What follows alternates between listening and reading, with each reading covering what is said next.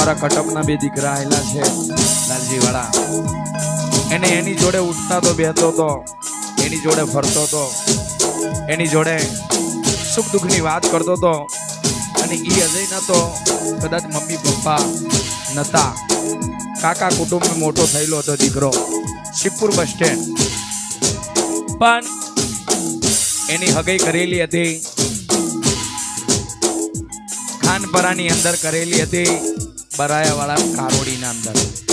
પણ સાહેબ એ પહેલા નહીં કીધું કે જીવતર એવું જીવો કે જીવી જવાય ને, તેવું 100 વર્ષ જીવવું મહત્વ નહીં, એક દિવસ સારું જીવી જો ને એ 100 વર્ષ કરતા. પણ જ્યારે એનો સંબંધ થયો એની પત્ની કને, એની સગાઈ થઈ, અને એ દીકરી પહેલા હગઈ કરી, દિવાળીમાં તો લગ્ન લેવાના થાય ભાઈના. વિષ્ણુભાઈ આ મોત જોવો, પહેલા દીકરી મરી ગઈ, એના શમશાનમાં પણ આ ગયો અજય, એની ઢોકરીમાં પણ ગયો, પછી આ ઢોકરી મેકીને પછી આ બધા વયા આવ્યા, પછી એના ભાઈબંધને લઈને એની નનામી જ્યાં બાંધી હતી, એ નનામી જ્યાં ઘોર હતી, ઘોર ઘને પાછો ઘડીક બેહવા ગયો. પછી એને એવું થયું કે હવે આ જતી તો મારે રહીને શું કામ છે યાર.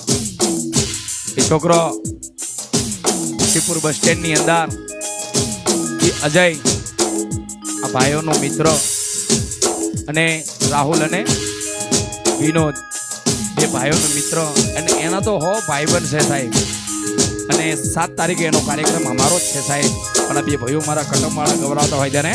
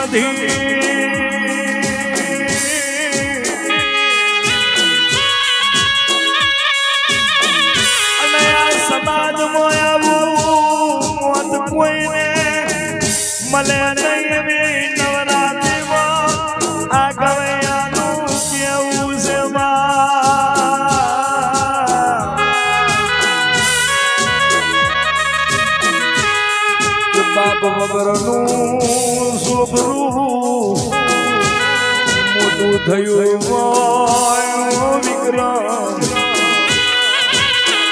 અને જતો રે કયો એવો ભાઈબંધ હોય, કઈ એવી કાકી હોય, કયો એવું કુટુંબ હોય કે જેનો આવો હીરો જતો રહ્યો.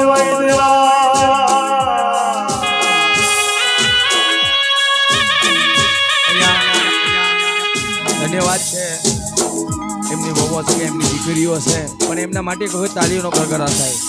ઠીક છે, અમારા ઉપર તો ઘોર ઘણી બધી કરી, પણ એમની છબી ઉપર જે 500ની જે લોટોનું જે દાન કર્યું છે, વાહ હરી બાબા, વાહ હરી બાબાના દીકરા.